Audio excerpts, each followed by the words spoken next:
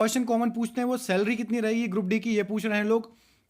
दूसरा, इसमें बहुत कंफ्यूजन है लोगों को कि 35 किलो वजन उठा के दौड़ना है तो वो क्या वजन उठा के दौड़ना है। तीसरा जो हमारा क्वेश्चन है सबका ग्रुप डी का, कि प्रमोशन मिलते हैं या नहीं मिलते, मिलते हैं तो किस स्तर तक जा सकते हैं। और आपका जो चौथा सबसे कॉमन क्वेश्चन है कि कट ऑफ फर्स्ट स्टेज का कितना जाएगा। तो ये चारों मैं आपको बताने वाला हूँ, आप बने रहिए। चलिए सबसे पहले हम बात करते हैं सैलरी की। मैं आपको बिल्कुल बारीकी सी जानकारी देने वाला हूँ, चलिए देखते हैं। तो आपकी जो सैलरी रहेगी दोस्तों, सबसे पहले मैं आपको बता दूं कि जो बेसिक सैलरी रहती है, ठीक है, और हर जो भत्ते वेतन कटौतरा जो रहता है आपकी बेसिक सैलरी पे तय होता है। तो आपकी जो बेसिक सैलरी रहेगी वह रहेगी 18,000। ये आपकी एक बेसिक सैलरी है। अब इसमें देखिए आपको क्या क्या जुड़ेगा और क्या क्या कटेगा, मैं उसके बारे में आपको डिटेल से बता देता हूँ। बेसिक सैलरी में सबसे पहले आपका डियरनेस अलाउंस आपको मिलता है, जो कि बेसिक सैलरी का 7% मिलता है।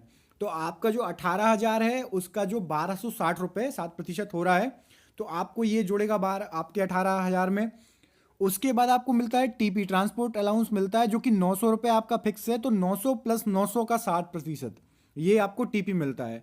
तो 900 प्लस 900 का जो 7% आपको टीपी मिल रहा है वह हो रहा है आपका 963 रुपये, ये आपको टीपी मिलेगा, ठीक है। ये होता है ट्रांसपोर्ट अलाउंस। इसके बाद आपको एचआरए हाउस रेंट जो है वो मिलता है। तो उसका क्या रूल है, तो देखिए दोस्तों, उसका ये रूल है कि जो ग्रामीण में यदि आपकी जॉब लगी कहीं गांव में, है ना, तो आपको 8% मिलेगा। शहर में लगी यदि आपकी, ठीक है, नॉर्मल शहर में लगी तो आपको 16% मिलेगा। और यदि महानगर में लगती है तो आपको 24% मिलेगा, ठीक है। तो मैंने सबसे कम लिया है आपका जो है ग्रामीण के हिसाब से मैं लेके चल रहा हूँ। तो आपका 1440 रुपये आपका एचआरए जुड़ जाएगा, ठीक है दोस्तों। क्या क्या जुड़ गया हमारा, देखिए बेसिक 18,000 हो गया, डीए आपका 1260 रुपये, टीपी आपका 963 रुपये, ये मिनिमम सब जोड़ रहा हूँ मैं। एचआरए आपका 1440 रुपये। इसके बाद आप यदि नाइट डेली अलाउंस है वो भी आपका जुड़ता है, 1500 रुपये आपको वो मिलता है।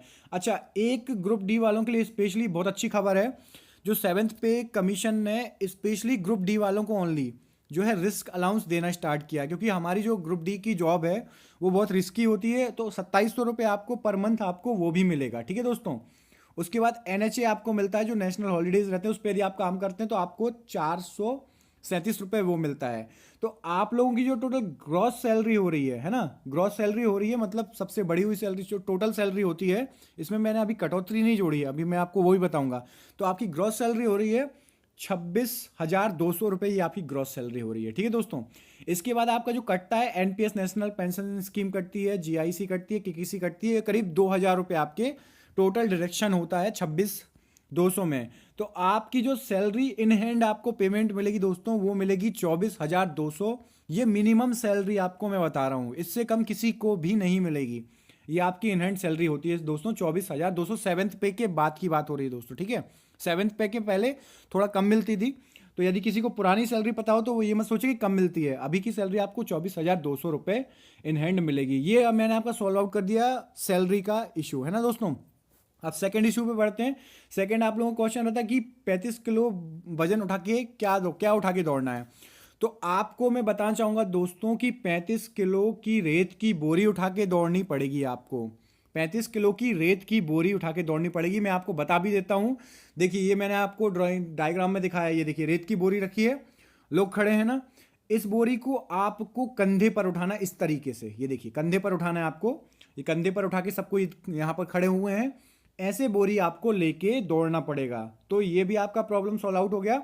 बाकी आपका 1000 मीटर मतलब 1 किलोमीटर का रनिंग तो नॉर्मल रहेगा ही रहेगा, और आपको ये बोरी उठा के दौड़ना है। अब बात करते हैं प्रमोशन की दोस्तों। तो प्रमोशन में मैं आपको बताना चाहूँगा कि 2 तरीके से आप प्रमोशन ले सकते हैं। एक तो यदि आपका इंटरनल एग्जाम्स होते हैं, जो इंटरनल एग्जाम में देखिए क्या क्वालिफाइंग वो रहता है। इंटरनल एग्जाम में दोस्तों आपको कम से कम 3 साल होना चाहिए जॉब करते हुए, और इसमें शायद एसटीएससी वालों को छूट है। इंटरनल एग्जाम में आपको मिनिमम 3 साल होना चाहिए, प्लस आप किसी भी लेवल का एग्जाम दे सकते हैं इंटरनली। या केवल आपके पास ग्रेजुएशन, यदि देखिए एनटीपीसी आप देखते हैं, एएसएम असिस्टेंट स्टेशन मास्टर वाला, तो उसमें ग्रेजुएशन होनी चाहिए, है ना। एएलपी निकलता है लोको पायलट वाला, तो उसमें आपका टेक्निकल डिग्री आपके पास होनी चाहिए, और 3 साल का आपको एक्सपीरियंस होना चाहिए। तो आप वो इंटरनली जो पोस्टें निकलती है उसमें एग्जाम दे सकते हैं। नहीं तो आपका जो नॉर्मल प्रमोशन होता है, ठीक है, 5 साल 8 साल बाद आपको वो नॉर्मल प्रमोशन मिलेगा। और आप प्रमोशन में मैक्सिमम यदि नॉर्मल प्रमोशन लेते हैं तो आप एक क्लर्क की पोस्ट तक जा सकते हैं। ग्रुप डी से, ठीक है दोस्तों। अच्छा, उसके लिए भी जो इंटरनल आपके एग्जाम होते हैं उसमें आपका जो है सेवा पुस्तिका आपकी जो रहती है, मतलब आपकी सर्विस आपने जो करी है उसमें 15 मार्क्स उसके फिक्स रहते हैं कि उसमें से आपने कितने मार्क्स, मतलब आपकी सर्विस कैसी है। बाकी 100 नंबर का आपका इंटरनली एग्जाम होता है, ठीक है, उसको आपको पास करना पड़ेगा। और क्लर्क की पोस्ट तक पहुंचने के लिए आपको कंप्यूटर एग्जाम पास करना जरूरी रहेगा, ठीक है दोस्तों। अब लास्ट हमारा जो है फर्स्ट स्टेज कट ऑफ। तो दोस्तों मैं इसके बारे में आपको बता दूं कि जो 2013 में जो है, इसके लिए मैंने एक विस्तार से वीडियो भी बनाया है, आपको लास्ट में लिंक आ जाएगी, स्क्रीन पे शो हो जाएगी। 2013 में आपकी जो वैकेंसी थी, नंबर ऑफ वैकेंसीज थी, वो थी 45,104, ठीक है। और 2000 अभी जो है 18 में 62,907 वैकेंसी थी। और अभी जो फॉर्म भरा है 1.65 करोड़ लोगों ने भरा है दोस्तों फॉर्म, 1,65,00,000 लोगों ने। तो मैं आपको बता दूं 2013 में जो सबसे मिनिमम कट ऑफ गया था वो गुवाहाटी का गया था 51 नंबर। मैं जनरल की बात कर रहा हूँ, है ना, 51 नंबर कट ऑफ गया था। तो दोस्तों मैं आपको बताना चाहूँगा यहाँ पर इस बार का जो कट ऑफ है, स्टार्टिंग में पेपर बहुत इजी आ रहे थे तो सोच रहे थे लोग कि 70 जाएगा, है ना, 65 जाएगा, 70 80 तक उम्मीद कर रहे थे। जो अच्छे नंबर लाए हैं उनके लिए कॉन्ग्रेचुलेशन। लेकिन मैं आपको बता दूं ओवरऑल आपका जो कट ऑफ है वो कम जाएगा, क्योंकि अभी जो पेपर आ रहा है बहुत टफ पेपर आ रहे हैं, ठीक है दोस्तों। और यदि आपके 80-85 नंबर लाए हैं तो आप ये भी देखिए, कई लोग जो 80-85 नंबर ला रहे हैं वह तैयारी कर रहे हैं किसकी, एसएससी सीजीएल की तैयारी कर रहे हैं, ग्रेजुएट हैं, ठीक है। इसमें आपके 10th लेवल के भी लोग बैठते हैं। तो आपका जो कट ऑफ जाएगा, देखिए आपका जो मैं मिनिमम कट ऑफ बता रहा हूँ, मिनिमम कट ऑफ आपका एक्सपेक्टेड जो कट ऑफ जाएगा आपका वो जाएगा 55 से 60 के बीच में, किसी ना किसी जोन का। दूसरे जोन का हाई हो सकता है, ठीक है, 65 तक भी जा सकता है कट ऑफ। लेकिन मैं बता रहा हूँ किसी ना किसी जोन का 55 से 60 जाएगा।